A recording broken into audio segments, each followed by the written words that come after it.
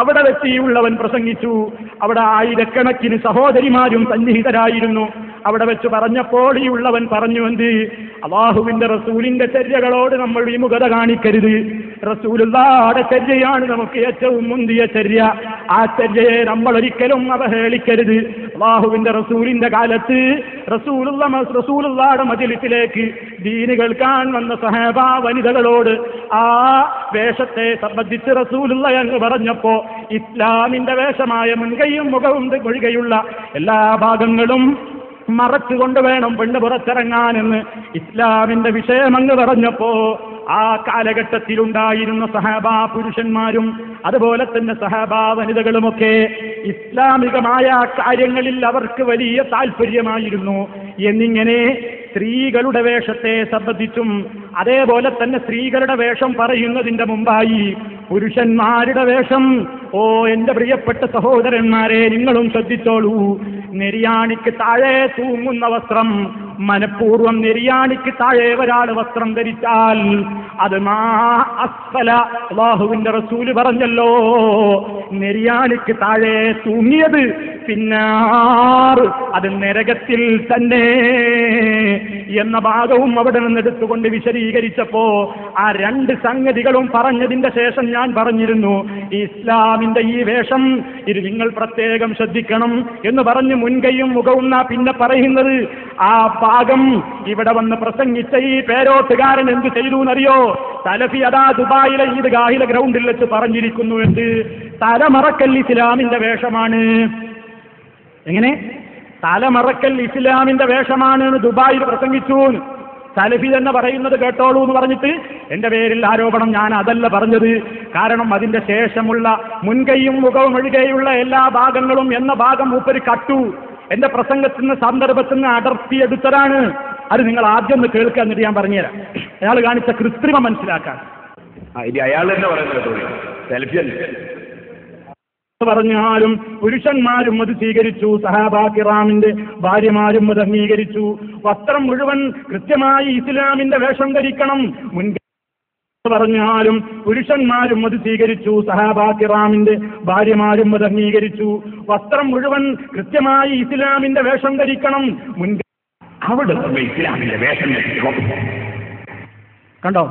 അവിടെ എത്തുമ്പോൾ ഇസ്ലാമിന്റെ വേഷം ധരിക്കണം എന്ന് പറഞ്ഞിട്ട് സലഫി തലമറക്കലിന്റെ കാര്യം പറയണമെന്നല്ലേ തെറ്റിദ്ധരിപ്പിച്ചത്.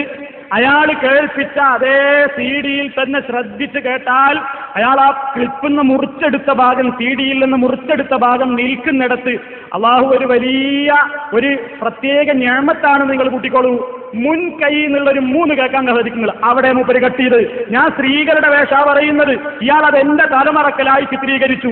ആ കള്ളത്തരം നിങ്ങൾക്ക് മനസ്സിലാകാൻ, ഈ അന്ത്രു കാണിച്ച കള്ളത്തരം നിങ്ങൾക്ക് മനസ്സിലാകാൻ, ഞാൻ ഈ ഉള്ളവൻ ദുബായിൽ പ്രസംഗിച്ച അതിന്റെ പൂർണ്ണ രൂപം അയാൾ എവിടെയാണ് മുറിച്ചത് നിങ്ങൾക്ക് മനസ്സിലാകാൻ ആ മുറിച്ച ഭാഗവും ഇയാൾ മുറിക്കാതെ ഇയാൾ ഒഴിവാക്കിയ ഭാഗവും അവിടെ പറഞ്ഞ ഭാഗവും കൂടി കൂട്ടിച്ചേർത്ത് നിങ്ങളെ കേൾപ്പിക്കാം. ശ്രദ്ധിച്ചോളൂ, പ്രത്യേകം ശ്രദ്ധിച്ചോളൂ. എവിടെയാണ് ആ റസൂലുള്ളാഹിയുടെ 7 നിർദ്ദേശങ്ങളെയും അവിടുത്തെ വായിൽ നിന്ന് ഉതിർന്നു വീഴുന്ന ഓരോ മുത്തുമണികളെയും സാംശീകരിക്കാൻ സഹാബത്ത് കാണിച്ച താല്പര്യം എന്തവിടെന്ന് പറഞ്ഞാലും പുരുഷന്മാരും അത് സ്വീകരിച്ചു, സഹാബാ കിറാമിന്റെ ഭാര്യമാരും അത് അംഗീകരിച്ചു. വസ്ത്രം മുഴുവൻ കൃത്യമായി ഇസ്ലാമിന്റെ വേഷം ധരിക്കണം. മുൻകൈയും മുഖവും ഒഴികെ എല്ലാ ഭാഗങ്ങളും മറച്ചുകൊണ്ടേ പെണ്ണ് പുറത്തേക്ക് ഇറങ്ങാവൂ എന്ന ഇസ്ലാമിന്റെ വേഷത്തെ സംബന്ധിച്ച് നബിയുനാ മുഹമ്മദ് റസൂലുള്ളാഹി ഒരൊറ്റ തവണയങ്ങ് ക്ലാസ് കൊടുത്തപ്പോഴേക്ക് മജ്‌ലിസിൽ ക്ലാസ് കേൾക്കാൻ വന്ന സർവ്വ സഹാബാ പെണ്ണുങ്ങളും ഇസ്ലാമിന്റെ വേഷം ധരിച്ചുകൊണ്ടാണ് അവരുടെ വീടുകളിലേക്ക് മടങ്ങിപ്പോയതെന്ന് ചരിത്രത്തിൽ കാണാം. കണ്ടോ സുഹൃത്തുക്കളെ, ശ്രദ്ധിച്ചില്ലേ? ഇയാൾ എവിടെ മുറിച്ചത്? ഒന്നും കൂടെ കേട്ടോളൂ ഭാഗം. ഇയാൾ മുറിച്ചവരുടെ മുൻകൈയും എന്ന ഭാഗം മുതൽ മൂപ്പര് മുറിച്ചു. ശ്രദ്ധിച്ചോളൂ, ഒന്നും കൂടെ കേൾക്കുക. ഈ കള്ളത്തരം മനസ്സിലാക്കാനാ ഒരു മലയാള പ്രസംഗത്തിലുള്ള സീഡിയിൽ നടത്തിയ കൃത്രിമം ഏത് സാധാരണക്കാരനും മനസ്സിലാക്കാൻ സാധിക്കും. അതുകൊണ്ടാണ് ആ ഭാഗം ഒന്നുകൂടി കേൾക്കുക. ഇയാൾ മുറിച്ചത് എവിടെയാണ്, എന്ത് ലക്ഷ്യത്തിനാണ് മുറിച്ചത് എന്ന് മനസ്സിലാകും. ഒന്നുകൂടെ കേൾപ്പിക്കണം. അയാൾ തന്നെ പറയുന്നത് പറഞ്ഞാലും പുരുഷന്മാരും അത് സ്വീകരിച്ചു, സഹാബാ കിറാമിന്റെ ഭാര്യമാരും അത് അംഗീകരിച്ചു. വസ്ത്രം മുഴുവൻ കൃത്യമായി ഇസ്ലാമിന്റെ വേഷം ധരിക്കണം. മുൻകൈ പറഞ്ഞാലും പുരുഷന്മാരും അത് സ്വീകരിച്ചു, സഹാബാ കിറാമിന്റെ ഭാര്യമാരും അത് അംഗീകരിച്ചു. വസ്ത്രം മുഴുവൻ കൃത്യമായി ഇസ്ലാമിന്റെ വേഷം ധരിക്കണം. മുൻകൈ മുൻകൈ എന്ന് കേൾക്കില്ലേ? മുൻകൈ നിങ്ങൾ കേൾക്കുന്നില്ലേ? കേൾക്കുന്നില്ലേ സഹോദരന്മാരെ? നിങ്ങൾ കേൾക്കുന്നില്ലേ? മുൻകൈ അതെന്തിനാ ഇയാൾ കട്ടത്? മുൻ എന്ന് കേൾക്കുന്നുണ്ട്. മുറിച്ചതല്ലേ ഇയാൾ, കട്ടതല്ലേ ഇയാൾ മുഴുവനും? എന്തിനാ അങ്ങനെ കക്കുന്നത്? ഇയാൾക്ക് ആ പ്രസംഗം മുഴുവൻ ഇവിടെ കേൾപ്പിക്കാൻ ധൈര്യമുണ്ടോ? ഈ വിഷയം നിങ്ങളൊന്ന് ശരിക്കും പഠിച്ചു വെക്കണം സുഹൃത്തുക്കളെ. നിങ്ങൾ നോക്കൂ, എന്താ ഇവിടെ നടത്തിയ കൃത്രിമം? അവിടെ പിടിച്ചോ നിങ്ങൾ. കിതാബിൽ കൃത്രിമം നടത്തി എന്ന് പറയുമ്പോൾ സാധാരണക്കാരന് തിരിയൂല. ഇതാ അള്ളാഹുവിന്റെ ഖുർആൻ ദുർവ്യാഖ്യാനം ചെയ്തു എന്ന് പറയുമ്പോൾ തിരിയൂല. ഹദീസ് ദുർവ്യാഖ്യാനം ചെയ്തു എന്ന് പറയുമ്പോൾ തിരിയൂല. കിതാബിൽ അട്ടിമറി നടത്തി എന്ന് പറയുമ്പോൾ തിരിയൂല. അങ്ങനെയൊക്കെയാണ് ചെയ്യോ. കാരണം മൂപ്പര് കണ്ടില്ലേ, അമ്മുമ്മയുടെ വേഷത്തിലൊക്കെ ഉള്ള ആളങ്ങനെ കണ്ടാൽ തോന്നുന്നു അങ്ങനെ നുണ പറയുന്നു തോന്നുന്നു. പക്ഷേ മൂപ്പര് നടത്തിയ കൃത്രിമങ്ങൾ കണ്ടില്ലേ?